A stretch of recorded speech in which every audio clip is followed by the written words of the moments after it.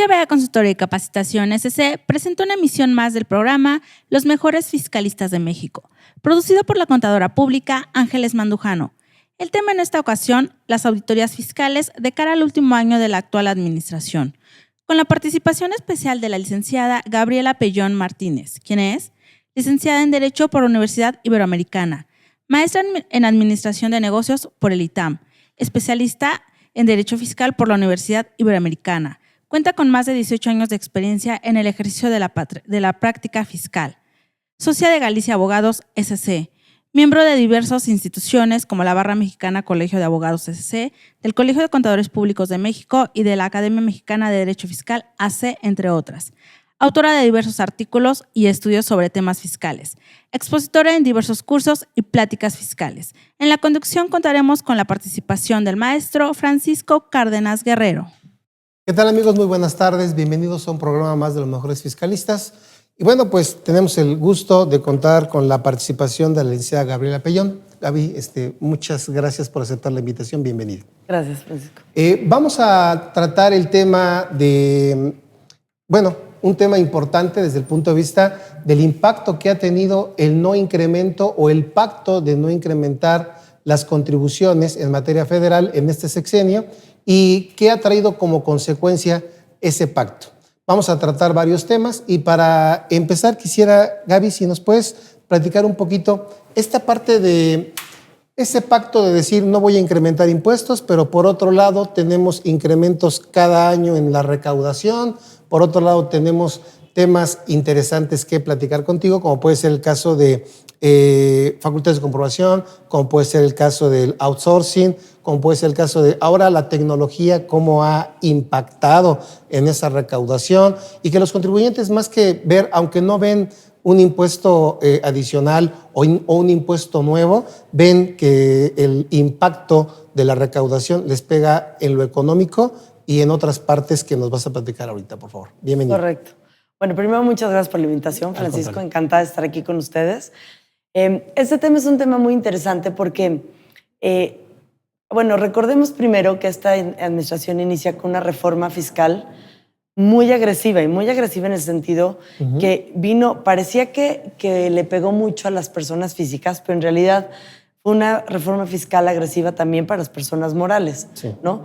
Tuvimos límite a las deducciones de personas físicas, tuvimos el impuesto adicional a los dividendos, sí, tuvimos una serie de reformas o de ajustes que vinieron a afectar directamente al bolsillo tanto de las personas físicas como de la fuente de trabajo, ¿no?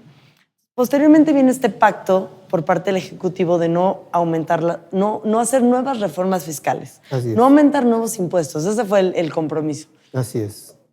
Pero esto tiene varios bemoles, porque si bien no hemos vuelto a ver una reforma fiscal, lo cual es cierto, no se ha cumplido, digamos, desde ese punto de vista el pacto, lo que sí es que tenemos una miscelánea fiscal que se ha vuelto el medio desde donde el Ejecutivo legisla, ¿no? Porque anteriormente la miscelánea fiscal era solamente un mecanismo o unas reglas que todos decíamos, la miscelánea solamente puede dar derechos a los contribuyentes, ¿no? Hace mucho que abandonamos ya esa máxima, desde que la Corte nos vino a aclarar que no solamente puede dar derechos, también puede dar obligaciones siempre y cuando tengan que ver con los elementos esenciales del derecho, de los impuestos. Y entonces, ahora resulta que el Ejecutivo ha utilizado a la resolución miscelánea para legislar.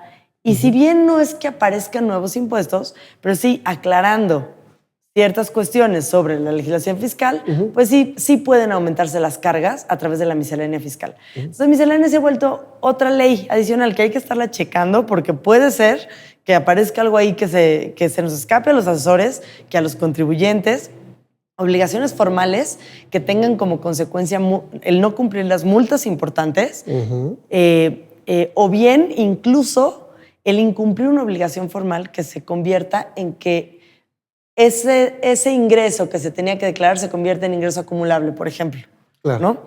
Que todo eso, pues, finalmente es una forma de aumentar, de incrementar, ¿no? De incrementar. Ahí, Gaby, una pregunta, perdón la interrupción. ¿Cuál es tu opinión como abogada de este precedente de la Corte en relación a la resolución miscelánea, porque a veces nos queda un poquito la duda de decir, bueno, la miscelánea sí me va a obligar, no me va a obligar. Acabas de comentar que los elementos esenciales del impuesto no debe de exceder lo que dice la ley, la resolución miscelánea.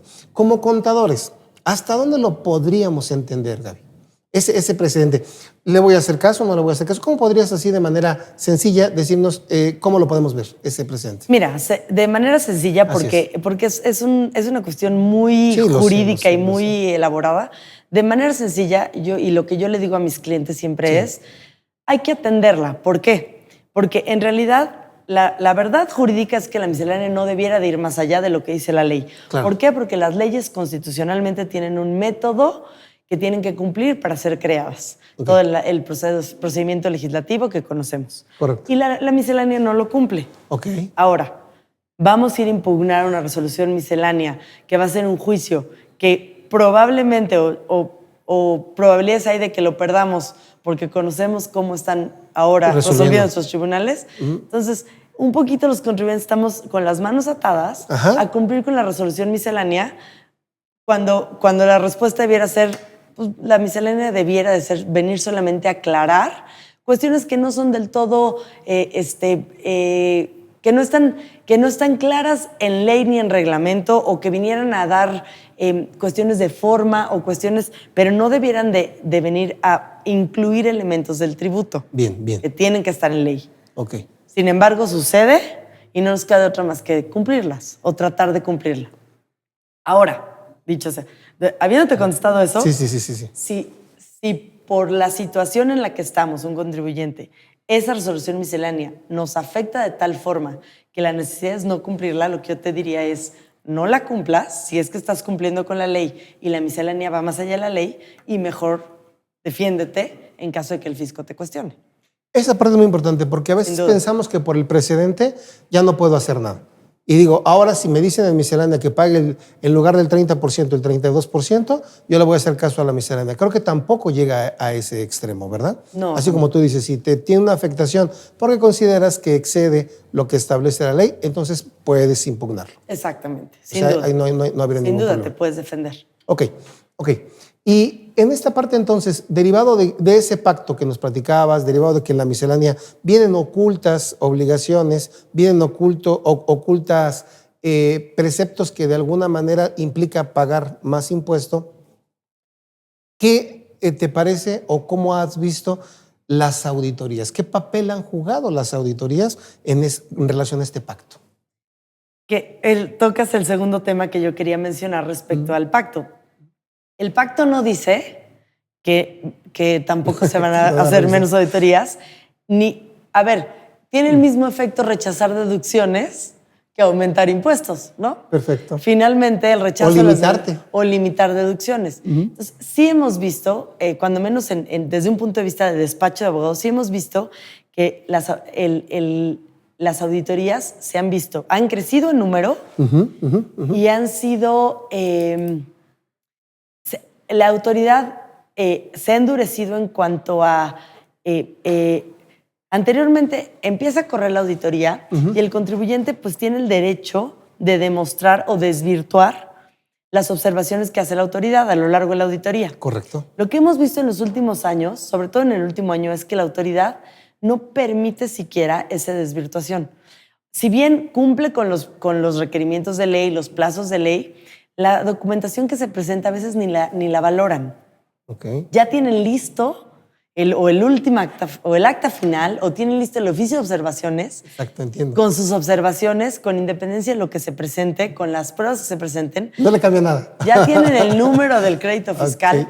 Y eso finalmente pues deja a los contribuyentes muy frustrados, a los asesores más, porque no te permiten, los oídos están cerrados, las puertas de comunicación están cerradas, y además sí vienen los créditos fiscales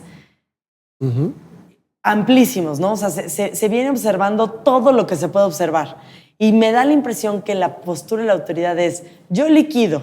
Exacto. Ya, si te quieres defender ante los tribunales, a ver cómo te va. Pero por mi parte, yo liquido. Correcto. Y eso la verdad es que es muy gravoso para los contribuyentes, no solamente por los montos de los créditos que a veces son inmanejables, sino que para poder defender tienes que garantizar el crédito fiscal. Claro. ¿Y cómo garantizas un crédito de esos montos? ¿No? Claro.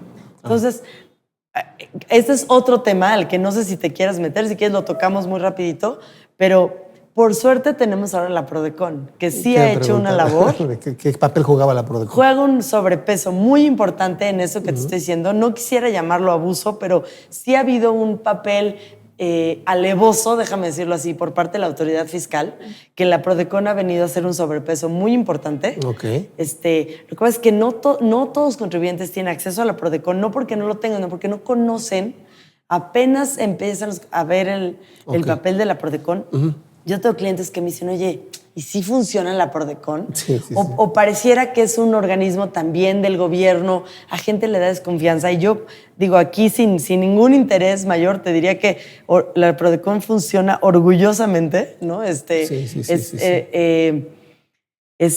Digo, pero nosotros recurrimos muchísimo a la Prodecon y muchas veces cuando la Prodecon no está de acuerdo con nosotros porque considera que no está lo suficientemente soportado el criterio, ¿sí? Con la misma nos dicen, en esto no estoy de acuerdo contigo. Correcto. O de esto desístete, o de esto no te voy a dar la razón. Pero la verdad sí como dices, esto es un sobrepeso al actuar de la autoridad en estos momentos. Y muy importante porque incluso dentro de este marco de actuación de la Prodecon surgen los famosos acuerdos conclusivos, ¿no? Que también te permiten acercarte a través de ellos a la autoridad, a lo que tú como contribuyente a veces no tienes posibilidad de hacer. Claro. Y de manera también que el Prodecon te dice, bueno, a ver, siéntense los dos y pueden platicar. Y ese papel también es un punto muy importante que los contribuyentes deben conocer, ¿no? Como tú dices, todas las puertas de comunicación que están cerradas en la auditoría, cuando interviene Prodecon, la autoridad también, digo, no todo es malo, también la autoridad ha tenido muy buena reacción ante Prodecon. Sí. ¿No? Y las mesas de trabajo funcionan bien y fluyen bien y se han logrado cosas importantes con la Prodecon. Sí. Pero volviendo al tema de las auditorías, las auditorías sí están muy, muy severas y los temas, las liquidaciones están muy agresivas. Y muchas veces también la gente dice, bueno, si tienes los ingresos, si tienes la posibilidad y si tienes capacidad, puedes pagar un abogado. Pero hay veces que las auditorías te llegan a duplicar o triplicar tus ingresos. Y entonces se vuelve una cantidad enorme del crédito fiscal, como tú lo mencionabas, que ya no es tan fácil que lo puedas hacer diciendo yo puedo pagar o yo puedo negociar. Y a veces ahí está la Prodecon también para venir a aclarar algo que aparentemente es una doble ingreso. Es muy común que la autoridad diga, lo que tú tienes en el estado de cuenta como ingreso, eso es acumulable. Más lo que tú me declaraste en tu estado de resultados, eso es acumulable. Entonces ya te duplicó ahí cuando no le identificas los depósitos aplicando el famoso 59 del Código Fiscal de la Federación. Claro. Y eso hace que las liquidaciones sean enormes, como tú dices, y entraría ahí el papel también de la Prodecon, ¿no? ¿O cómo ves tú? Enormes, y luego a todo eso que tú dices, el IVA, ¿no? Ah, sí, también. Porque entonces, pues también, ¿qué hacen estas operaciones? Ahí le falta el IVA, ¿no? Claro. Entonces sí se vuelven unos montos poco manejables. Y nos pasa incluso de años anteriores a 2013 con el YETU, ¿no? Que también dices, bueno, que no habíamos quedado en que si el impuesto a la renta era mayor, el YETU ya no se pagaba y te liquidan los dos. Y caramba, dices, oye, ¿por dónde me voy? Y ahí es en donde vale la pena hacer ese puntito, aclarar ese punto que tú bien comentas, en donde tenemos que ser cuidadosos en la defensa. ¿Con quién lo vamos a hacer? ¿Cómo lo vamos a hacer? Y yo creo que aquí hay una premisa como en todo, ¿no? De sentido común. La persona que a la que le tengas más confianza y que veas que tiene más conocimiento, sea Prodecon, sea tu abogado de cabecera, es el que te puede hacer valer todos esos medios de defensa, ¿no crees? Qué bueno que mencionas eso. Yo a mis clientes siempre les digo que las auditorías que se complican son las que no se atienden desde el principio. Claro. Pero por compleja que esté la operación de las empresas o el grupo de empresas, porque a veces son muy complejas, a veces no es culpa del contador interno, a veces la operación está enredada desde el inicio, ¿no? Claro. Y muchas veces por no contratar al abogado externo o por políticas, o por desidia, o por resolverlo internamente, por cualquier... Se va dejando pasar el tiempo, se va dejando pasar el tiempo. Y el que el SAT no regrese solamente corre en contra del contribuyente. Yo siempre les digo, no, Claro. ve a buscarlos, o sea, ojalá regresen porque no se les va a ir el plazo. Así Lo es. peor es que al cuarto para la hora, cuando estén a punto de cumplir el año para cerrar la auditoría, van a venir, como no van a tener analizado nada, van a liquidar todo lo que tengan que liquidar. Claro, claro. Entonces yo soy idea de, no viene el SAT, ve y búscalos, entrégales, ¿qué más necesitan? Peladito y en la boca, ¿qué te entrego? Oye tú o renta. Y ahí, ahí el abogado externo puede apoyar mucho en ese tipo de soportes de interpretación, ¿no? Claro, claro. Claro. Porque sí, ahora la nueva es IVA por todo y el YETU y renta, los dos. Sí, ¿no? claro. Que dices, bueno, una u otra. Y ahí sí Prodecon. Bueno, y la otra nueva que también Prodecon ya sacó una ¿Criterio? especie de criterio es la de la veracidad de los documentos privados, si tienen o no fechas ciertas, Sí. ¿no? Que ese es un tema Que también es interesantísimo. interesantísimo, pero el fisco, con todo y el criterio de la Prodecon, Sigue no hay manteniendo su forma- postura. Mantiene su postura, no hay forma de convencerlos. Qué barbaridad. Y, a ver, sí entiendo, hay una parte de abuso por parte del contribuyente, sin duda, ¿no? Pues, claro. Puede haber de ambas partes. Cualquier depósito no identificado hace un contrato de mutuo con mi compadre y, ¿no? Sí, claro. Pero por otro lado, pues jurídicamente hablando, no había necesidad de darle formalidad, ni de elevarlo a escritura pública, ni nada, ¿no? Y el fisco, todos esos los rechaza de cajón. Pero yo estoy de acuerdo contigo en cuanto a que el fisco pueda decir, bueno, es que lo hiciste ayer. Ok, está bien. Pero están involucradas dos personas, dos partes. Bueno, si tú dices que lo hice ayer, pues tienes la facultad para revisar a la contraparte. Claro. Revisa a la contraparte. Lo que no quieren ellos es darle seguimiento. Claro. Lo que quieren ellos es decir, el que estoy revisando es el que me la paga. Sí. Y lo demás, yo no quiero llegar a esos extremos. Y Por entonces, supuesto. eso es lo que provoca en esa parte el que no te acepten esos documentos y lo hacen a través de una jurisprudencia de fecha cierta que no tiene nada que ver. La propia Prodecon le dice, oye, no es un litigio, no estás en una litis, no eres una autoridad judicial, no puedes hacer valer esa jurisprudencia. Sin embargo, pues no. Y eso es, como tú bien lo dices, una consecuencia de que tal vez les amarraste las manos como ejecutivo al decirles no te voy a incrementar impuestos, no te voy a presentar nuevos impuestos y a ver cómo le haces. Y es como empezar a buscar la forma por uno, por otro lado. ¿Cómo le hago? Pues te multo más. ¿Cómo le hago? Lo explicabas muy bien. Y ahorita quisiera regresarme a ese punto, si me lo permites. En relación a decir, no incrementó, no. Pero tú, patrón, le das prestaciones a tu trabajador y entonces te pego con la no deducibilidad del 53 o el 47%. ¿Qué impacto ves ahí en nivel empresarial? ¿Cómo lo has visto en la práctica? Así, Ese y otros más, ¿eh? Sencillito, es muy buen ejemplo el que pones, porque es un ejemplo clarísimo. Y sencillo, palabras coloquiales para la audiencia. El empresario no va a dejar de ganar ni de vivir como ha venido viviendo los últimos años. Su empresa lo que le da. Sí. ¿Qué es lo que va a hacer? Le va a pegar al empleado. O sea, él no va a dejar de ganar dinero. Ni por el límite de las deducciones, ni por el impuesto a los dividendos. Entonces, al final, ¿a quién le está pegando? A la fuente de trabajo. O va a reducir los empleos, o va a dejar, si venía aumentando los salarios al 5, al 10%, pues los va a aumentar a lo mejor menos, va a reducir las prestaciones. O sea, finalmente a quien le está pegando, al final, es a la clase trabajadora. A la clase trabajadora. Es un hecho. Yo, mis clientes empresarios, ricotes, su modo de vida sigue siendo el mismito. Tienes toda la razón y de ahí emanan varias cosas. Ese es uno que bien comentas, o sea, de que pierda yo a que pierdas tú, pues pierdes tú y yo no pierdo. Estoy de acuerdo con esa parte.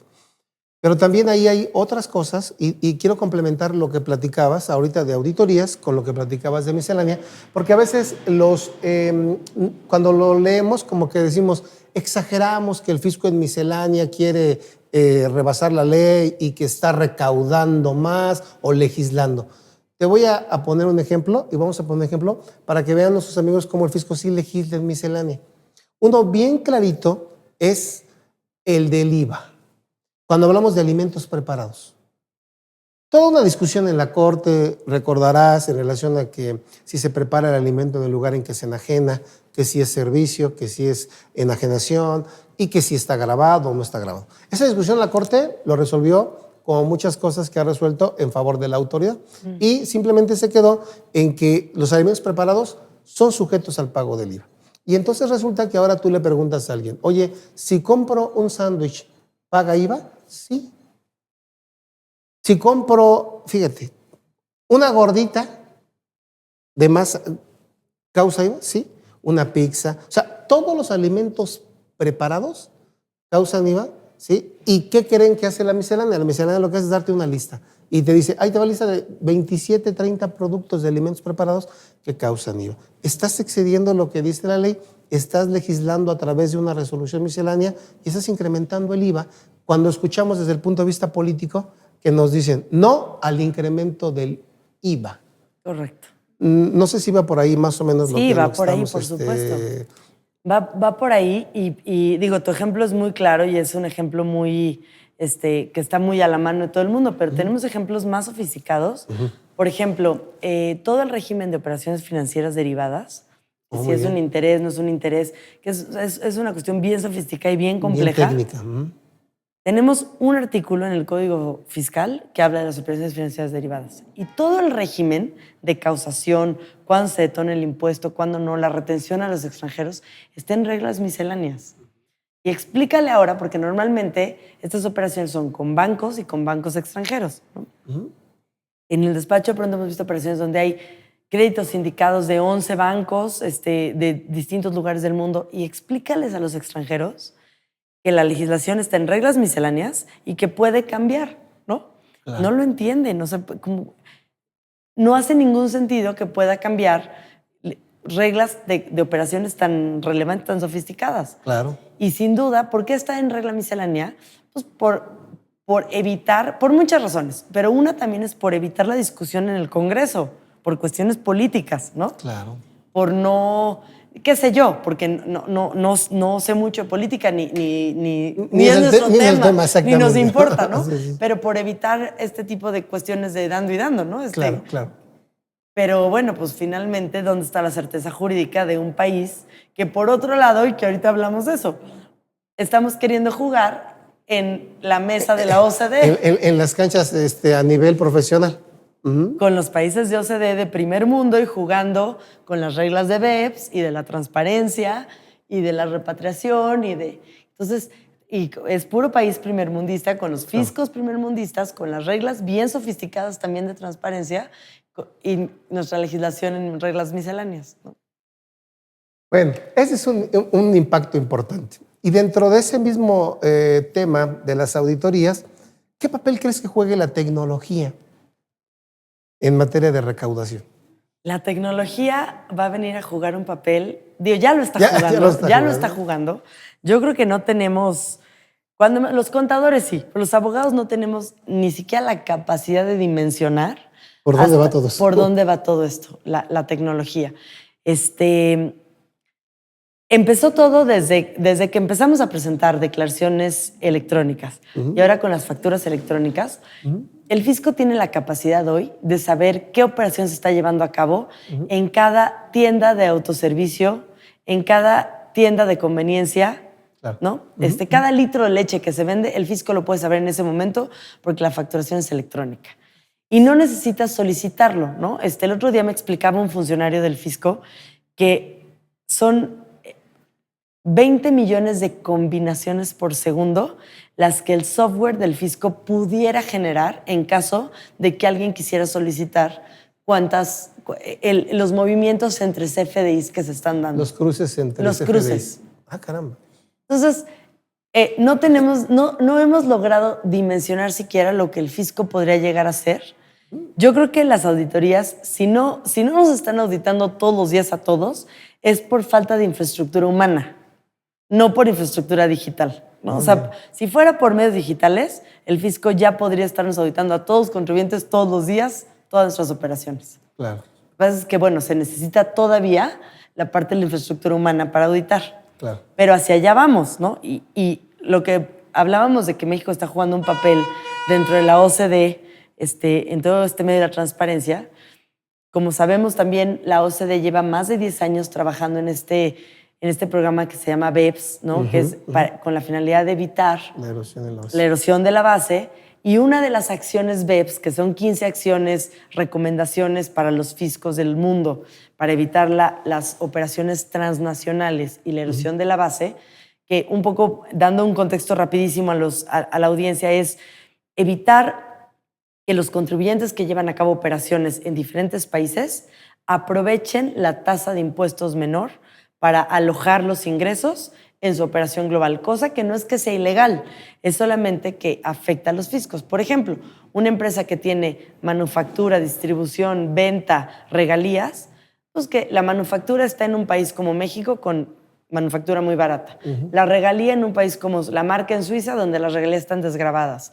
La distribución en un país como España, donde hay un régimen específico para grabar a tasas bajas. Y entonces aprovecharse de lo que la propia OCDE creó, que es la red de tratados, ¿no? Entonces, bueno, una de las acciones de BEPS tiene que ver con los medios electrónicos y con el e-commerce.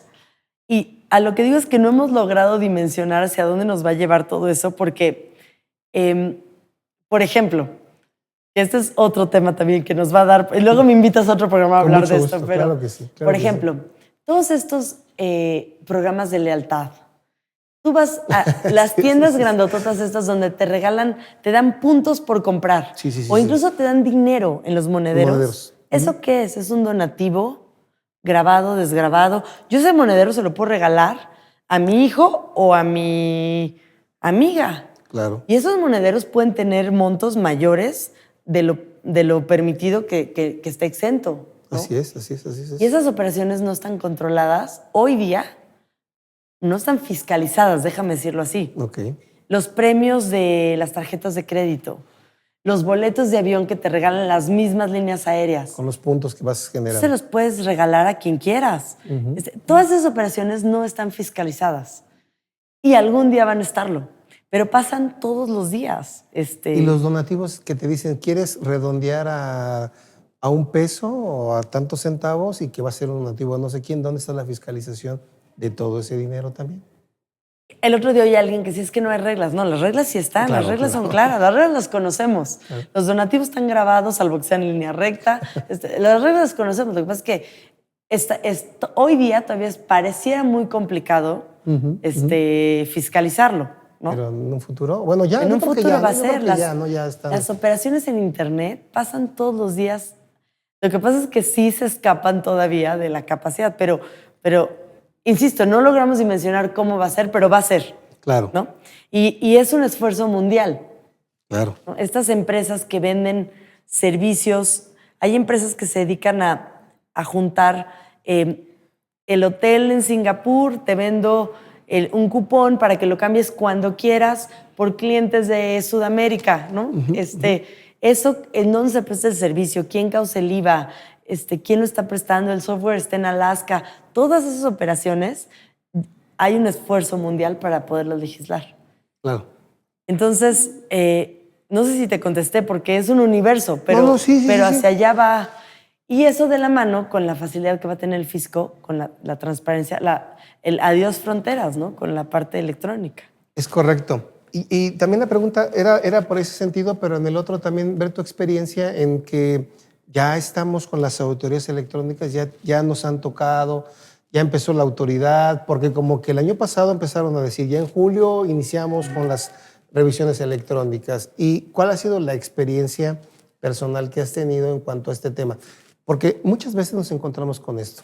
La autoridad viene y te dice, dame tus facturas. No, espérame. tú las tienes todas. Claro. Dame tus declaraciones. No, tú las tienes todas. Por ahí hay un artículo en la Esfera de Derechos del Contribuyente que dice que si los documentos que te solicitan están en poder de la autoridad, no estás obligado a proporcionarlos. Pero bueno, mucha gente dice o nos preguntamos, ¿hasta dónde la autoridad ya está iniciando, ¿sí?, con esas auditorías electrónicas? ¿Ya empezaron? ¿Has tenido alguna experiencia en relación a ello? Fíjate que todavía no. Sin embargo, bueno, no, sí, ya hemos tenido requerimientos. A ver, lo primero es dos cosas, y que es la experiencia que hemos tenido todos. Hacer tu declaración como persona física, te metes al portal y ya Con la está sorpresa, todo. con la sorpresa de que te encuentras todo ahí. Todo hasta tu saldo a favor. Correcto. Quienes tenemos saldo a favor chiquito, ya está ahí. Y que dices, oye, qué bien, porque mi saldo a favor fue en un segundo. Claro, pero eso te deja ver también lo fiscalizado que estás. 2, el aviso de inmediato en tu buzón electrónico felicitándote por haber presentado tu declaración, ¿no? Que fue inmediato el mail en el buzón electrónico. Así es. Y ya hemos empezado a tener requerimientos a través del buzón electrónico. Si bien no inicio de facultades de comprobación, no me ha tocado ver, pero sí requerimientos de cumplimiento de ciertas... carta de invitación a través de buzón electrónico. Ah, bien. Esas ya hemos empezado a ver. Ok. Y la otra es que la gente no tiene muy claro, y nos vamos a acostumbrar bien rápido, porque así era con las declaraciones. Decíamos, ¿cómo vas a presentar la declaración? Y bien rapidito.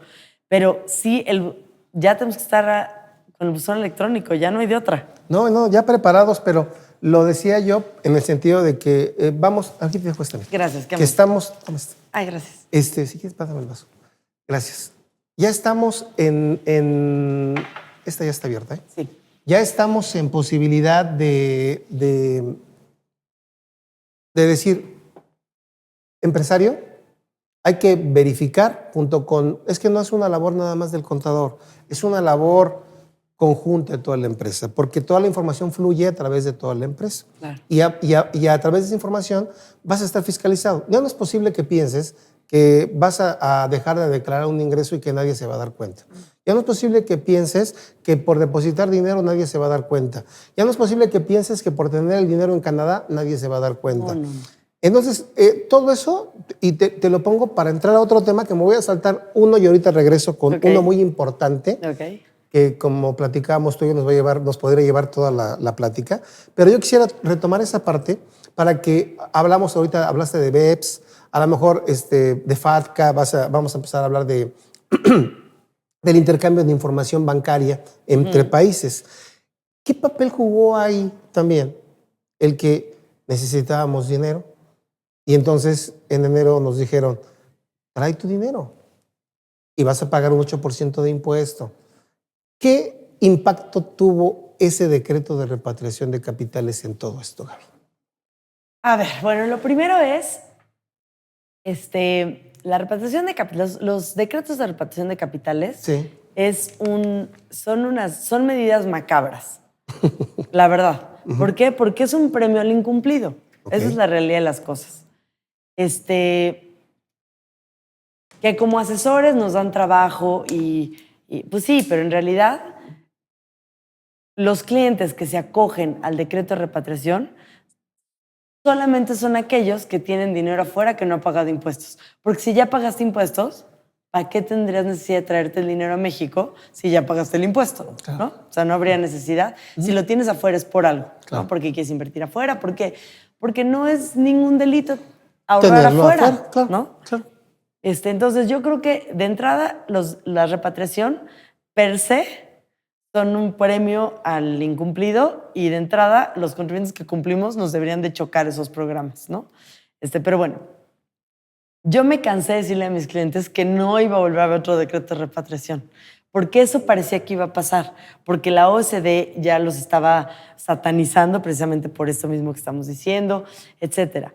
Viene, ya no sé exactamente de dónde nace este decreto, pero entre la caída del petróleo, el precio del petróleo, entre la elección de Trump, que mediáticamente y emocionalmente fue muy fuerte, claro. Entre el inicio del intercambio de información o de los programas de CRS, que es intercambio de información a nivel mundial salvo Estados Unidos, viene este nuevo decreto de repatriación y la necesidad de traer recursos al país. Y es un decreto, además, muy atractivo, hay que decirlo. Sí. Un decreto barato, la verdad. Si tú has sido incumplido, llevas años ahorrando en el extranjero, sin pago de impuestos, pagar el 8% por traértelo 2 años a invertirlo o en inmuebles, que es el negocio rentable principal hoy día, o bien en valores de una emisora mexicana, es baratísimo. Claro. La verdad. A cambio de dormir tranquilo, porque todas esas personas están tronándose los dedos, ¿no? Y por otro lado, sin poder utilizar su dinero, porque al tenerlo afuera, sin haber pagado el impuesto, tampoco es como que puedas mover tu dinero fácilmente. Claro. Lo tienes en una estructura, en un paraíso fiscal, confiando en una de estas empresas que trustees se les llaman, que no es tuyo, pero sí es tuyo, pero tiene un poder, pero no sé qué, pero no puedes hacer gran cosa con tu dinero. 8% fue baratísimo. Claro. Ahora, de eso a que se hayan cumplido las metas del dinero que se trajo, no lo sé. Porque he oído, tú tienes un dato de cuánto dinero se trajo y no sé cuál sea la fuente, pero yo he oído de todo, ¿eh? Desde montos mucho menores hasta montos... ¿Mucho más altos? Mucho más altos. A través de una entrevista que hizo el periódico El Financiero a funcionarios del SAT, establecieron que fueron más de 300,000 millones de pesos que se retornaron, con una recaudación de más de 24,000 millones de pesos. Ese es un dato del periódico. Claro. Vamos a pensar que estamos entre un término ni que es lo mayor ni que es lo menor, un término medio, que creo que es una cantidad para mover la economía mínima, pero importante. 1.4% del PIB, digo, tiene su relevancia. Sin duda tiene su relevancia. Y entonces, por eso digo que son macabros, porque para la autoridad sin duda tiene su relevancia. Porque además esta cantidad de dinero que se va a quedar en México va a generar más dinero. Claro. Va a generar trabajo. Va a haber una derrama. Por lo tanto, el fisco lo va a seguir haciendo. ¿Cuál es el mensaje? Sigan guardando su dinero en el extranjero, va a venir otro decreto de repatriación. ¿O cuál es el mensaje? ¿Tú crees que sí, Gaby? A ver. Es algo bien interesante, ¿eh? Porque como que creíamos que era la última oportunidad y derivado de eso, creíamos algunas personas que derivado de eso, qué casualidad que en cuanto termina el 17 de octubre, digo, no tiene nada que ver porque es otro ámbito internacional. Pero qué casualidad que México dice, voy a sacar todo, voy a darle forma a través del SAT, a decir que aquellos que estén en la lista del Paradise Papers, ahora voy a ir contra ellos, como siempre lo he hecho, pero ahora ya no está el decreto. Y ahora ya no es el 8%. Sí, ahora ya es... Y ahora ya es el 35% más lo que tenga que corresponder. Y el empresario todavía se pregunta así, Gaby, ¿esperaré otro o ya me regularizo o cómo ves tú? En tu perspectiva, sí puede haber otro. Yo sí creo que sí va a haber otro. También. Yo creo que, a ver, es un poco como jugar a la bolsa, ¿no? Esta es una apuesta a larguísimo plazo. Y es para quien le gusta jugar en el riesgo y en el límite, ¿no? De quienes somos muy conservadores y que somos adversos al riesgo, es paga tus impuestos, el mundo tiende a la transparencia, ya no vas a poder esconder dinero, ya no vas... Pero la realidad es que hoy nadie sabemos cómo el fisco va a administrar esas auditorías. Lo que sí sabemos es que el fisco va a tener la posibilidad de conocer cada peso que esté en el extranjero, salvo en Estados Unidos. Sí lo va a poder conocer. Ahora, no sabemos si va a empezar por paraísos fiscales, si va a empezar todos al mismo tiempo, si va a ser aleatorio, si va a empezar por personas físicas, personas morales. Eso no lo podemos saber. No sabemos cuál va a ser la capacidad, el método, no tenemos idea. Hay quien todavía quiere seguir jugando en ese riesgo, porque además hay estructuras sofisticadas en donde también está bien protegido el inversionista, ¿no? Que no están tan expuestos y que están bien hechas las estructuras y que le están apostando a, bueno, está bien que lo descubras, pero ahora trata de atribuirme a mí ese ingreso, no está tan fácil. Claro. ¿No? Claro. Pues decía yo que es como jugar a la bolsa, porque si ves para atrás lo que dice la historia, es que cada sexenio ha habido un decreto de repatriación. Unos más atractivos que otros, unos mejores que otros. La amnistía, el borrón y cuenta nueva, el Con timbre otros fiscal. Otros nombres. Pero siempre ha habido algo, y tú lo acabas de mencionar, es que para el fisco federal es un buen... Sí, es muchísimo dinero. Es muchísimo una buena dinero. jugada de recaudación y de capitalización. Entonces, pues... Probablemente sí. A ver, Gaby, platicabas hace un ratito que van a poder conocer toda la información financiera excepto de Estados Unidos. ¿Ni con FATCA? ¿Qué FATCA? Ni con FATCA. O sea, ya ves que FATCA es para Estados Unidos en Correcto. relación a otros países. Pero Correcto. digo, México no también dijo, bueno, yo también no tengo mi FATCA, pero yo también te solicito información. Incluso hay un intercambio de información a través de cuentas, etcétera, etcétera. ¿Ahí tampoco entraría Estados Unidos? Sí, ¿Cómo sería? sí, lo que pasa es que FATCA, a ver, FATCA y CRS, y perdón que use estas, así son. las letras en inglés, pero como tú bien lo dijiste, tienen diferente finalidad, ¿no? CRS, la finalidad sí es descubrir estas operaciones que han sido evasivas con dos finalidades: evitar la evasión de impuestos y el lavado de dinero. Okay. Esa es la finalidad. FATCA tiene otra finalidad. FATCA, la finalidad es que los ciudadanos americanos paguen impuestos en Estados Unidos. Los que están fuera de Estados Unidos, que están por todos lados. Bien. Entonces, el intercambio de información no es recíproco entre Estados Unidos y México.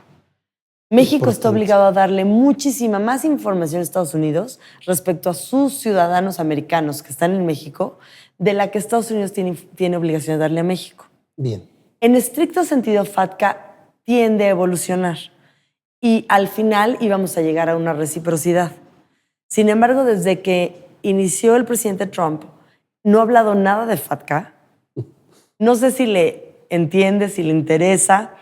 Claramente es un proyecto de la administración anterior. No sé si va a permanecer. No sabemos hoy, ni los propios banqueros saben cuál es el futuro de FATCA. Por lo que hoy día, lo único que los bancos americanos están obligados a informar al fisco mexicano es los intereses percibidos por personas físicas mexicanas, los dividendos de empresas americanas en Estados Unidos y ya. Okay. O sea, si tú tienes una estructura a través de un LLC, es decir, todavía no está esa... Todavía no hay ese intercambio de información. Y hablaste ahorita de una parte muy importante. Y digo, no se trata tampoco del tema, pero me llamó la atención. También acaban de anunciar en Estados Unidos en la iniciativa que van a disminuir el impuesto sobre la renta, ¿no? Bueno, el IRS que le llaman allá.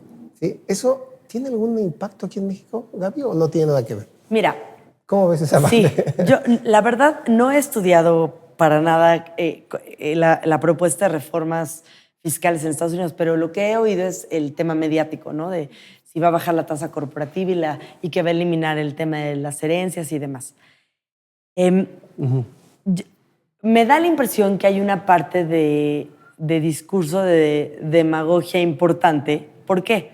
Porque todo esto de CRS y la lucha de la OECD a la cual pertenece Estados Unidos desde hace más de 10 años, tiene que ver con estos países que tienen tasas impositivas muy bajas, ¿no? Que son los famosos paraísos fiscales. ¿Y qué han hecho? ¿Cómo empezó esta lucha? Los países de la OCDE lo que hacen es poner reglas muy duras de tributación a sus nacionales que inviertan en paraísos fiscales. Por ejemplo, México. Sí. Si un mexicano tiene su dinero en Islas Vírgenes Británicas o en Panamá, la consecuencia es que tengas que anticipar el pago del impuesto con una tasa del 40%. Y así cada país. Entonces, si Estados Unidos baja su tasa corporativa, estaría convirtiendo a Estados Unidos en un paraíso fiscal, lo cual es ilógico. Eso es lo no que va se a dice suceder, en la práctica. ¿no? Olvídate de México, Europa, Inglaterra, Alemania, todos grandes inversionistas, China. Estas reglas que tienen para los paraísos fiscales se las pondrían a sus nacionales que inviertan en Estados Unidos, lo que provocaría que se salga la inversión de Estados Unidos. No va a suceder, ¿no? Bien. He oído fiscalistas americanos que dicen, es imposible, o sea, puede bajar la tasa de personas físicas, eso sí lo puede hacer, pero la tasa corporativa no la puede bajar. Puede bajar 1 punto, 2 puntos, pero no un bajón como lo está proponiendo, que ponga a Estados Unidos en una situación de paraíso fiscal frente al resto del mundo. No va a pasar. Qué interesante. Qué interesante. Y por otro lado, que tampoco conozco muy bien, pero he escuchado que el impuesto a las herencias es un porcentaje de recaudación muy importante para Estados Unidos. Sí. Se dice él que está proponiendo eliminarlo. También va contrario a lo que está haciendo el resto del mundo, ¿no? El impuesto a las herencias. En México estamos así, somos el último país con la extensión a las herencias. Con la extensión sin límite. Entonces, no demos ideas, Gaby. No demos ideas, pero vamos a ver qué pasa con Estados Unidos.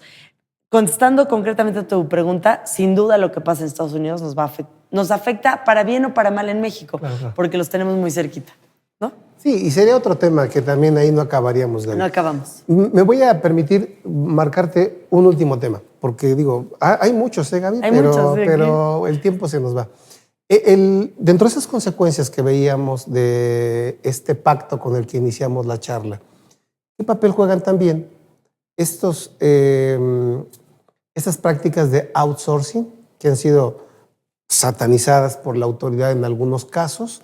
¿Y cuál es su papel en este tema, Gaby? ¿Qué impresión te da esto? Mira, también estas prácticas, qué bueno que tocas ese tema, porque es un tema que ha sido tan generalizado que se convirtió en un hueco en la recaudación que ha sido muy difícil de tapar, ¿no? Y es un hueco porque es un círculo vicioso, porque han participado de esas prácticas asesores, empresarios, trabajadores y funcionarios. Entonces, al ser ese círculo vicioso, todos los beneficiados, nadie quiere que se acabe el esquema. 2, el único perjudicado es el fisco federal, ¿no? Ahora, por otro lado, digo, está bien que el fisco trate de combatirlo. No sé con cuánto tiempo contamos para hablar de este tema, pero... 5 minutos. 5 minutos, ok. Después de muchos años de tratar de combatirlo y de buscar la forma de hacerlo, que no había logrado, por fin el fisco se le prende el foco de cómo hacerlo a raíz de una jurisprudencia del tercer circuito, que es Jalisco y Colima, de una magistrada en donde alguien impugnó el artículo 15A de la Ley Federal del Trabajo, que por cierto tiene una redacción imposible de leer y de cumplir.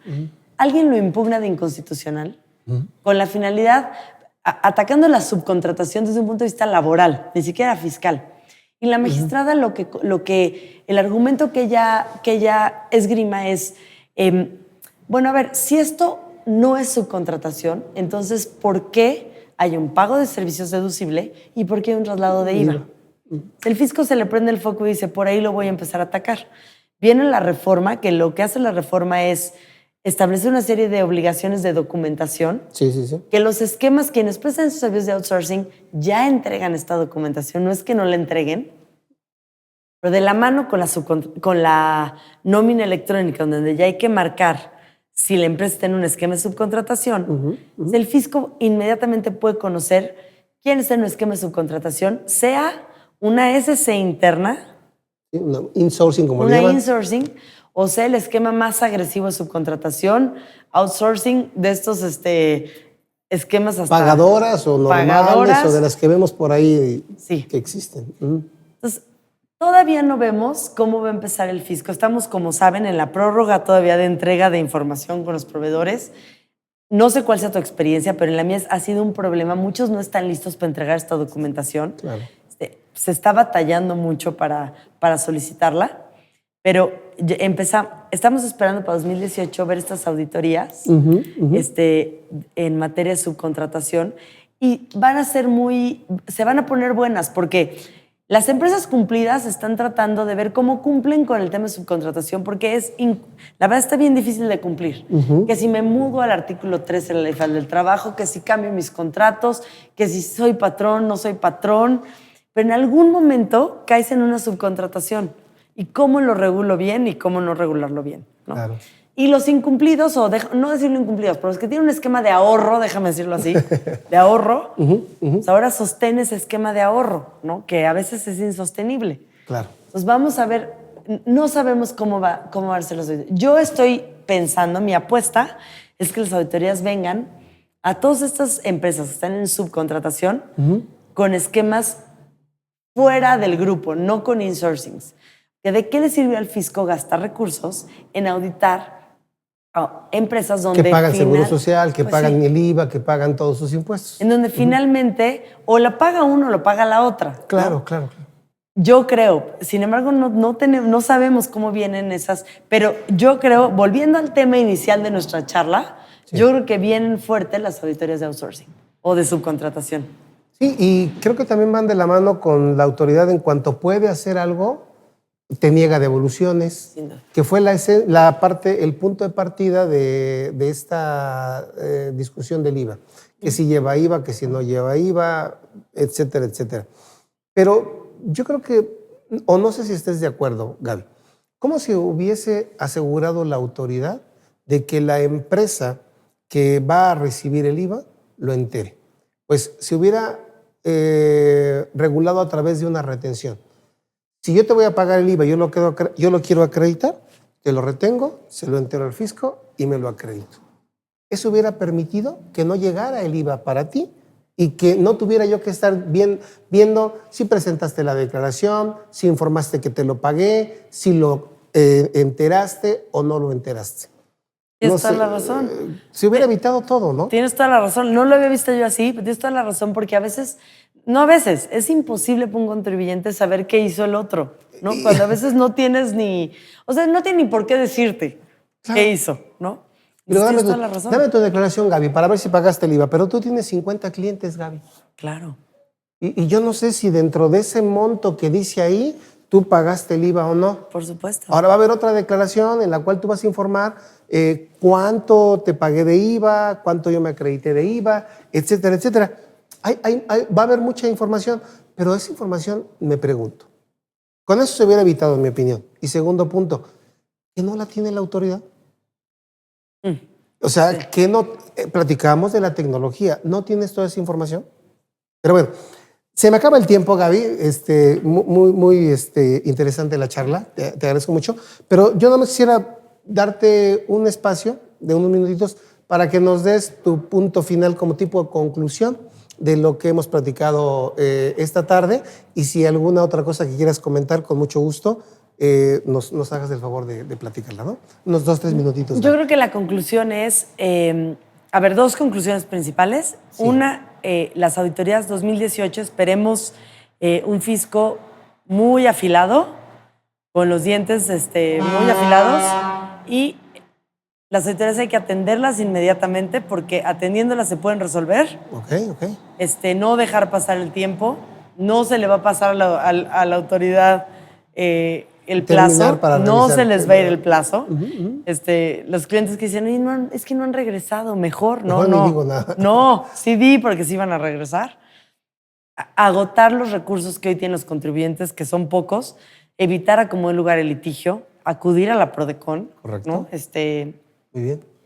Y bueno, pues los esquemas del outsourcing, en la medida de lo posible, irse saliendo de ellos. A veces es imposible porque ya ese ahorro está incluso presupuestado. Tremendo. Pero irse saliendo de esos esquemas, sobre todo los muy agresivos, los que traen ahorros muy fuertes, porque tarde o temprano el fisco los va a poder auditar. Claro. Y es la de malas que te toca ser uno de esos... de las personas que tienen que auditar, ¿no? Que no van a auditar, ojo, como yo creo, que estamos viendo, no van a auditar a los contribuyentes, van a auditar al prestador de servicios. Y la pregunta es muy sencilla. Demuéstrame que tienes la capacidad para ser patrón de abogados, contadores, médicos, de la industria textil, de la industria... Y dan 3 días para eso. Y lo que tienen es un salón con 10 computadoras y 10 contadores. No lo pueden demostrar. Y entonces ahí empiezan las auditorías y ahí empiezan los rechazos de las deducciones. Y un cliente ya para cerrar me decía, oye, ¿cuál es el peor escenario? Pues sí, el peor escenario puede ser el rechazo de la deducción de la nómina y el IVA acreditable. Que eso puede, como decíamos, ya olvídense de la PTU, esto sí puede ser gravoso. O sea, esto sí puede ser una consecuencia dramática. ¿Qué más grave? Se nos quedan, Gaby, temas te hubiera querido preguntar sobre informativas de partes relacionadas, que también tiene mucho que ver con esto. Sí. Te hubiera querido preguntar operaciones inexistentes.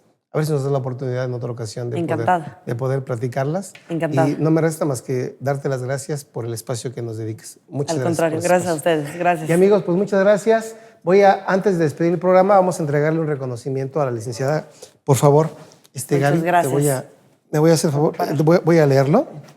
GBA Consultoría y Capacitación otorga el presente reconocimiento al haber participado en el programa Los Mejores Fiscalistas de México a la licenciada Gabriela Pellón Martínez por su destacada trayectoria profesional aplicada al ejercicio de la Consultoría Fiscal de México, Ciudad de México, noviembre de 2017. Gaby, Te lo agradezco mucho. Al contrario, gracias a ti por Francisco. acompañarnos. Gracias, muchas gracias. Gracias amigos, hasta la próxima Bien, con otro programa de Los Mejores Fiscalistas de México. Buena tarde. Gracias, hasta luego.